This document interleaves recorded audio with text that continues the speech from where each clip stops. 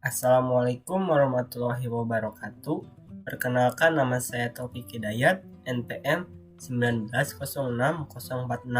Saya di sini akan membahas atau menjelaskan tentang faktor-faktor yang mempengaruhi kesuksesan sistem pakar dan cara mengukur kesuksesannya. Langsung saja kita ke faktor-faktor sistem pakar, yaitu ke satu faktor pengetahuan, yang kedua ada faktor antarmuka, yang ketiga yaitu faktor lingkup permasalahan, dan yang keempat yaitu faktor manajemen. Untuk faktor pengetahuan, yaitu pengetahuan didapat dari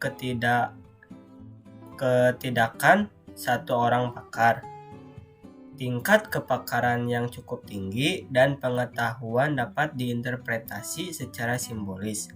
Untuk faktor antarmuka, yaitu antarmuka dapat mengakomodir target pengguna atau awan teknis pakar, dan antarmuka disesuaikan dengan spesifikasi sistem pakar itu sendiri.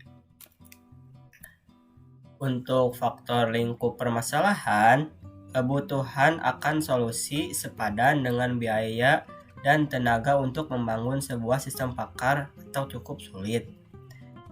Permasalahan yang diselesaikan merupakan masalah kualitatif atau fuji dan tidak diselesaikan dengan metode tradisional. Dan permasalahan terfokus dalam satu bidang yang tidak terlalu luas, dan pakar tidak terlalu tersedia.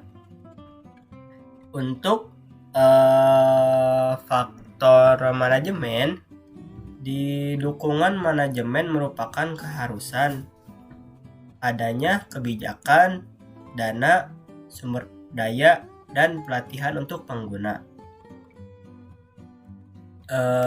Kita masuk ke cara ukur kesuksesan atau efektivitas sistem pakar.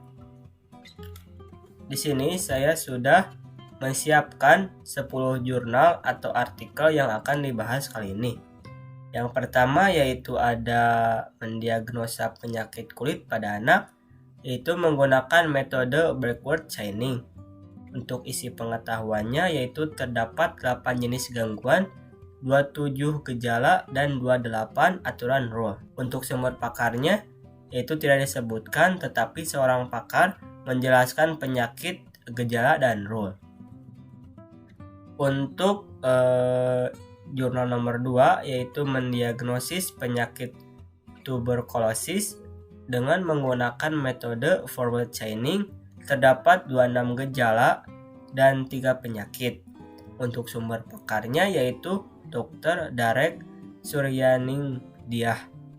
Untuk jurnal ketiga yaitu diagnosa penyakit pada bayi dengan menggunakan metode Dempster-Shaver, terdapat 6 gejala penyakit dengan 17 terdapat 6 penyakit dan 17 gejala fisik yang dapat dilihat. Untuk sumber pakarnya yaitu Siti Wiarsih yang merupakan seorang bidan. Untuk jurnal keempat yaitu diagnosa penyakit selama kehamilan dengan menggunakan metode naive Bayes. Untuk isi pengetahuannya terdapat 5 penyakit dan 25 gejala. Untuk sumber pakarnya yaitu Dr. Voda Oktariana Ningsih. Untuk jurnal kelima yaitu diagnosa penyakit pada kucing dengan menggunakan naive Bayes. Terdiri dari 20 penyakit dan 73 gejala. Untuk sumber pakarnya tidak disebutkan, namun peneliti telah menguji dengan menggunakan black box testing dan menjelaskan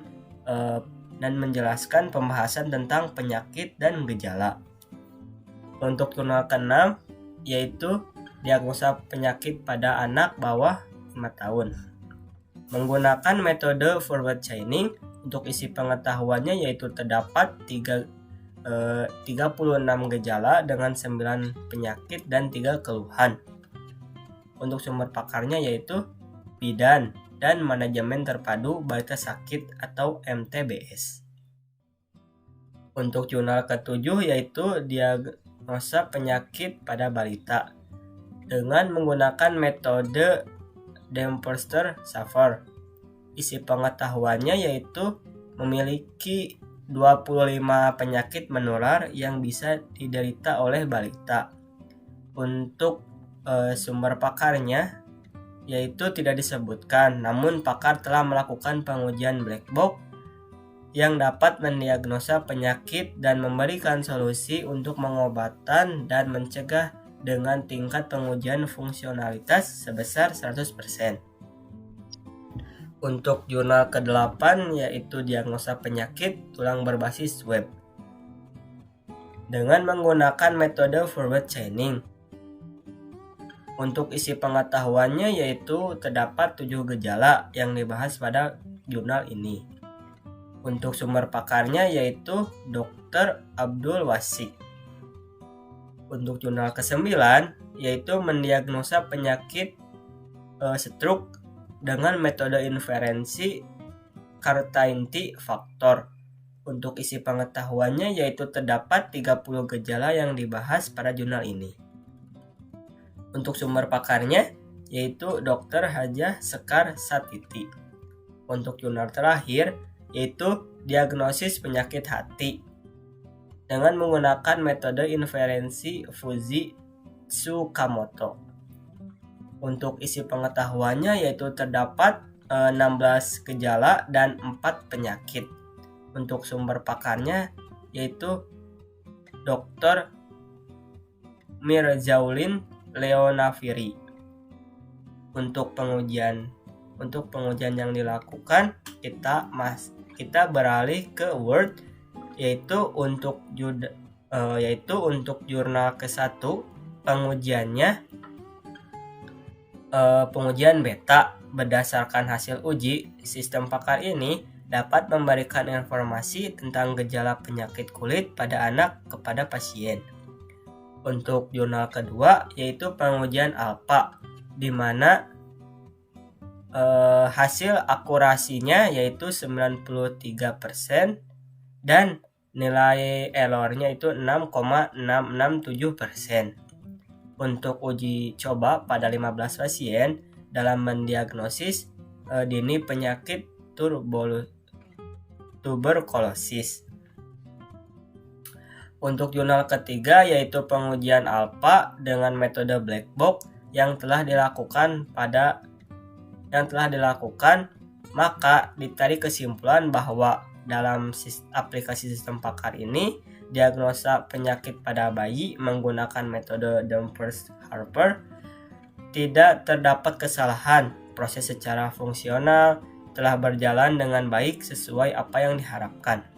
Untuk jurnal keempat yaitu pengujian alpha dengan teknik black box, yaitu pengujian pada spesifikasi fungsional untuk mempengaruhi apakah fitur input dan output dari software yang sesuai spesifikasi telah ditetapkan hasil dari pengujiannya, yang dilakukan dengan ketepatan diagnosa yang diperoleh dari perbandingan antara hasil diagnosa sistem dengan diagnosa pakar adalah sebesar 77%. Untuk jurnal kelima yaitu pengujian alpha, dilihat dari hasil perhitungan nilai uji di atas dapat dijelaskan bahwa akurasi sistem menggunakan naive Bayes classifier adalah sebesar 85%. Maka dapat disimpulkan bahwa kinerja metode ini sudah cukup baik karena nilai akurasi berdasarkan pengujian lebih dari 50%. Untuk jurnal ke-6 yaitu pengujian alpha, di mana pengujian dilakukan dengan menggunakan salah satu data uji coba. Hasil uji coba data sampling digunakan untuk melihat respon sistem ketika menerima inputan berdasarkan pengujian sistem. Evaluasi sistem dilakukan dengan mencocokkan 50 hasil diagnosa bidan dengan hasil diagnosa sistem. Untuk jurnal nomor 7 yaitu pengujian alpha, di mana pengujian kecocokan sistem pada data pakar sebanyak 15 dari 30 data pasien. 15 data pengujian dianggap sesuai dengan data dari pakar, maka dapat disimpulkan bahwa persentase kecocokan data sistem dengan data dari pakar sebesar persentase 15/15 dikali 100 yaitu 100%. Untuk jurnal ke-8 yaitu pengujian beta, di mana hasil pengujiannya yang dilakukan oleh pakar menghasilkan pengetahuan yang dipakai dalam sistem ini berdasarkan pengetahuan pakar. Selain itu, akurasi hasil diagnosa mendekati akurat dan kelayakan sistem yaitu layak. Berdasarkan hasil pengujian, dapat disimpulkan bahwa program sistem pakar ini layak untuk digunakan oleh user. Yang untuk jurnal ke-9 yaitu pengujian alpha, di mana pengujian dengan black box test dan alpha test. Dengan pengujian black box test ini melibatkan pakar kesehatan penyakit saraf yaitu Dr. Hajah Sekar Satiti. Untuk pengujian sistem alpha test dilakukan oleh 10 responden. Dan untuk jurnal terakhir yaitu pengujian alpha, di mana berdasarkan hasil pengujian yang telah dilakukan dalam penelitian ini menghasilkan penguji akurasi dari 64 data uji sebesar 96,87%. Mungkin sekian yang dapat saya sampaikan. Kurang dan lebihnya mohon maaf. Billahi taufiq wal hidayah. Wassalamualaikum warahmatullahi wabarakatuh.